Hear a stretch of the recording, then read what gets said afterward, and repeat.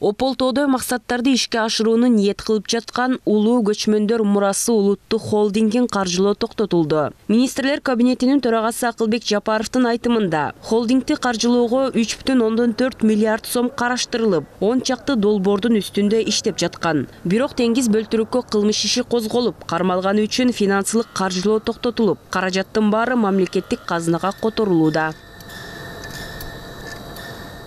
Жыйындын жүрүшүндө кумтөр маселеси да кызуу талкууга алынып, өкмөт башчы кумтөрдөн мамлекеттик бюджетке 2022 жылдын 10 айынын ичинде 26,5 миллиард сом түшкөнүн айтты. Анын айтымында кумтөр алтын кени Кыргызстандын карамагына толук өтүп, 5 арбитраждык соттун баары жыйынтыкталды. 2021 жылы 10 тонна алтын Кыргызстанда калса, быйыл 17,2 тонна алтын калары маалымдалды. Кумтөрдү мына реалдуу режимде көрсөңүздөр болот. Комиссия түзүлдү эле. Сиздер качан барам десеңиздер, биз ошол жерде сиздерди алып барып көрсөтүп келүүгө болот. Бирок азыр кумтөрдө 380ден ашык камералар иштеп, бүт баары фиксация болуп көрүнүп турат. Биз муну өзүбүз дагы аналитиктер күн сайын болбосо дагы выборочный күндөрү текшерип, карап, кандай механизмдер иштеп атат, анан горный план менен салыштырып отурабыз. Акчалар боюнча ушу кумтөрдү айта турган болсок, 2020 жылы бир жылда мамлекеттик бюджетке 18 миллиард 204 миллион сом төлөнгөн.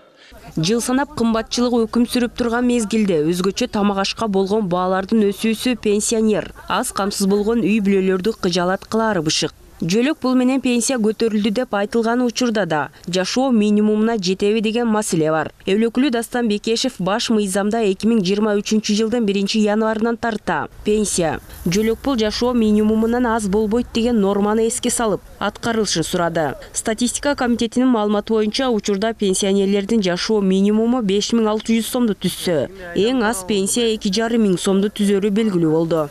Колдогондор ойлонгон 1 январдан пенсия жашоо минимум өлчөмүндө ошол өлчөмүнөн аз болбойт деп ушунан ишенген. Себеби ушундай норма жазылган.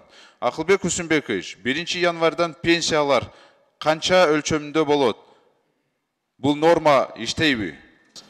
1 январдан баштап биз реализацияга киришебиз.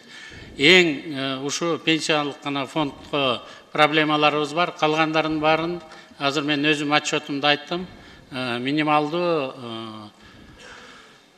потребительский корзинага жеткизгенге аракет кылдык мына быйыл. Пенсия боюнча проблемаларыбыз бар.